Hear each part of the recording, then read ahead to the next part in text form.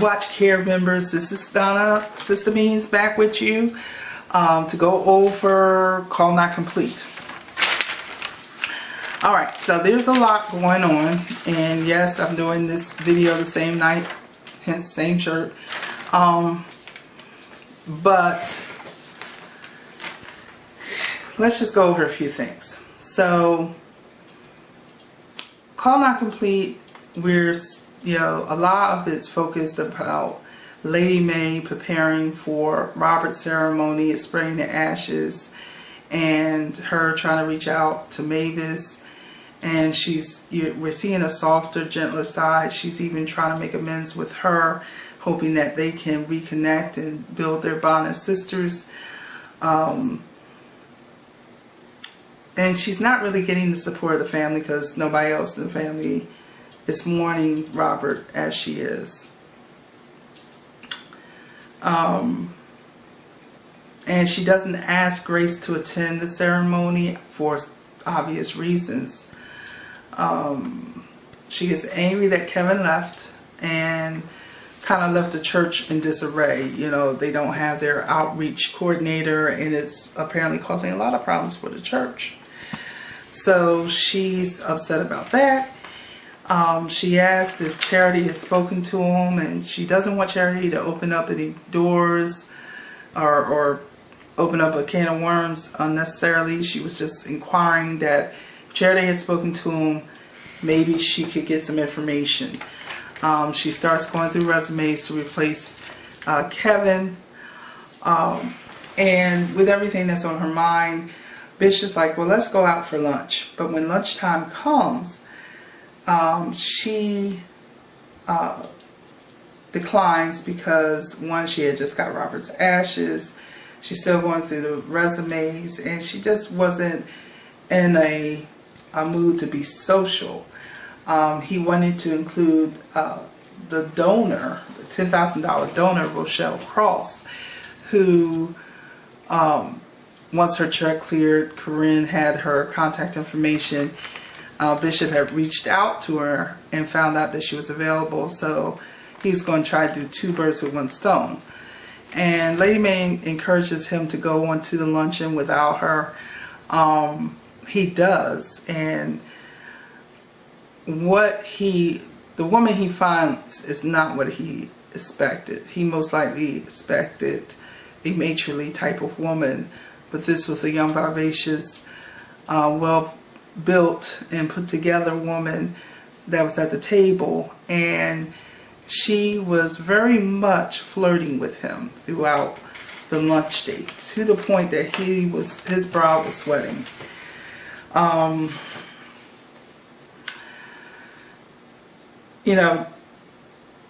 He tries to give her the benefits of the bishop's round table, but she said the only round table I'm interested in is the one that we're at. But she is giving him fever. Anyway, he's also angry with Jacob, and he confronts Jacob because near the beginning of the episode, Jacob is preaching to some congregants. He's on center blocks talking to people. Zora is recording his message for his GoFund or Go Help Me page, and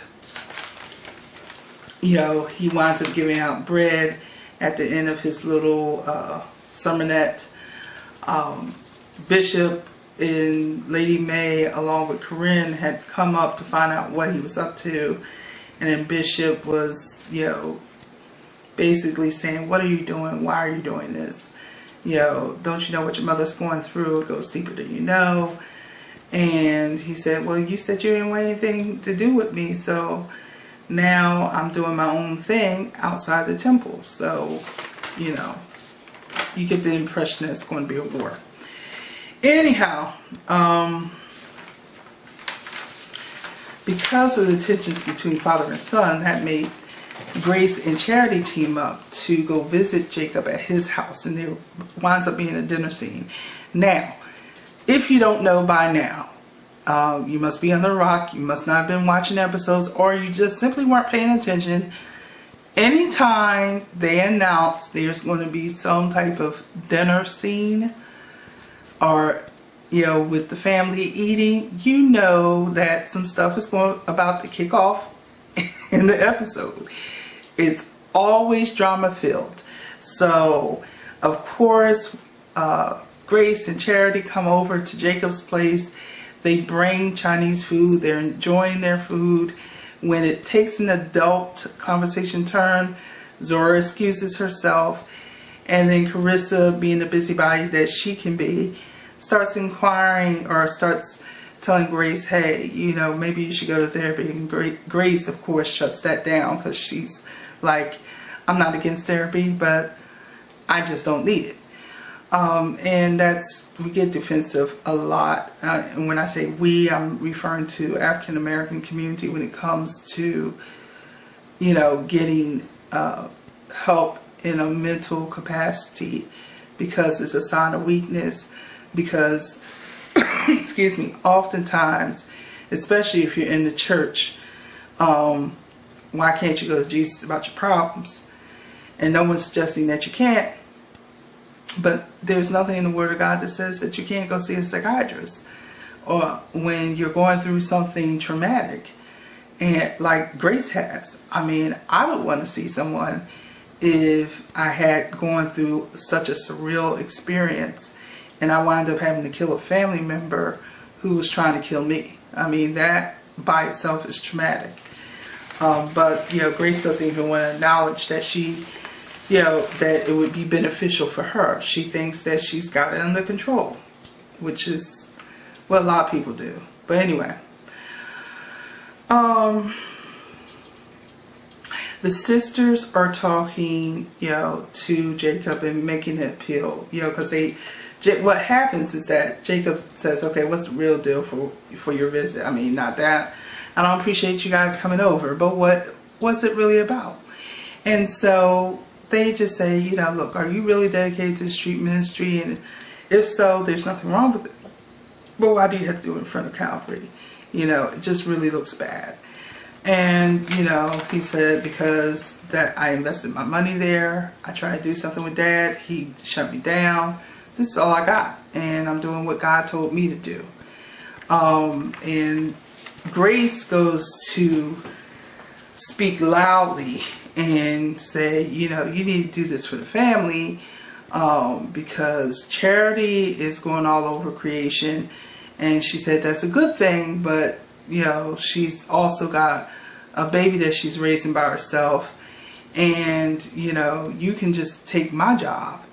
And they said, well, where's that going to leave you? She said, well, I was considering going to New York. And that's where Team Charity and Grace become Team Charity and Jacob, because it's like, that's not adding up. And they said, we did our time, but here you want to sit up here and say that, I need to do something in the interest of the family, and nobody can leave but you. So they were really on her case about that. And then Charity, once they return back to the mansion, Charity goes and digs into Grace a little deeper about that. Now things are a little rough. You want to run back out. Nobody else had a chance. And I don't buy the nobody else had a chance part. They stayed through thick and thin because it was family, and times they did and times they didn't because it was family. Well, that was a personal choice. I don't blame Grace for that. But where Grace was wrong is, you're calling the pot, you know, calling the pot black, kettle black, whatever the saying is, because you're asking him to do something when, you know, it's like, well, you need to take care of it, and you're putting it in his hands. If you were simply saying, hey, Jacob, it's just not appropriate for you to preach across the street from your dad's church like this, that's one thing. But it's like you're basically saying he's abandoning the family, which he's not. He's tried to work with his dad. His dad's just not interested at this juncture. So that's neither here nor there. But anyway, Grace plays hooky from church. She's at Darius's house, and they wind up having a discussion. I feel Darius played her in this scene, talking about that he's getting a job offer in New York, that he's entertaining taking because he's getting pressure from the editor to get an exclusive from her on killing the Memphis Man of the Year. And you know, of course, they agreed to not do that he wouldn't do any stories on her or the family. And he's like, I'm glad I agreed to that, but you know, the pressure is the pressure. And she winds up giving him the story and said, you know, if you use it, let me know so I can prepare everybody. And you know, that's how that went.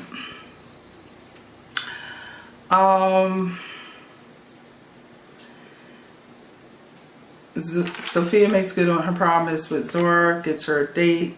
Zora doesn't like Sam. Sam is a friend of Roberto's, and you know, there's no love connection, and she's just very rude, and she gets angry with Sophia because it's obvious that Sophia has shared what had happened between her and Isaiah with Roberto.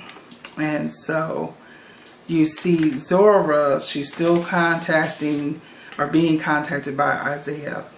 Additionally, he texts her and says, you know, go to my Instagram page, and he had shared the link to her father's GoFundMe page because she was out there recording while he was out there preaching to the masses, so to speak, and using that on their Go Help Me page. So she goes there, and you know, she sees that he shares the link, and you know, a lot of his followers wind up contributing. And he, of course, is continuing to sweet talk her. Now,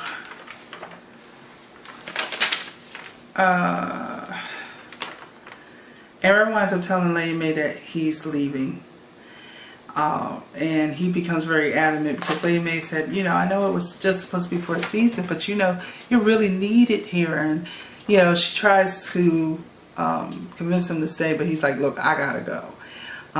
You know, Charity had earlier in the episode solicited his help to find Kevin, and he leaves this message saying, look, she's trying to get, you know, a detective to find out where you're at. You know, look, if you don't want anybody to know where you're at, you can trust me, just call me, let me know what's going on. And I don't know if Kevin actually reached out to him, but you know, Kevin seemed to be really upset, like he really needed to get out as soon as possible. And you know, Lady Mae hugs him and says her goodbyes to him.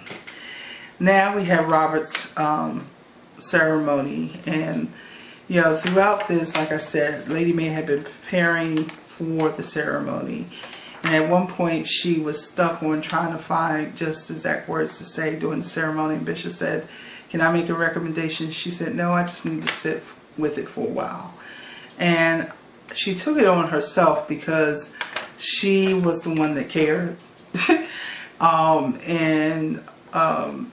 It was something that she wanted to do. The rest of the family really is only participating in support of her. But it wouldn't matter to them whether he had a ceremony or not. Grace does show up at the ceremony just as they're about to spread the ashes. And Lady Mae was so glad that she was there, and she hugs Grace, and you know, they have another touching moment. So for the most part, that's what happened there. I did forget around the dinner scene, Carissa attacks Grace because when Grace is going on her tirade about Jacob doing the right thing, it was Carissa's mouth that is like, oh, like you left when, she said, look, I was 18 years old. You don't even know what you're talking about. Because, of course, Carissa wasn't part of their lives then. But I like the fact that Grace is no longer holding her tongue with Carissa. Because sometimes I feel Carissa just gets out of pocket.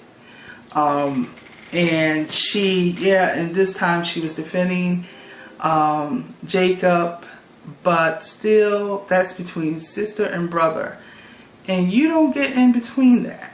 Like, she didn't need to go there. This episode was a good builder. I'm wondering where Kevin is. It's the only thing that bothers me about what Kevin did is the fact that he also left his baby.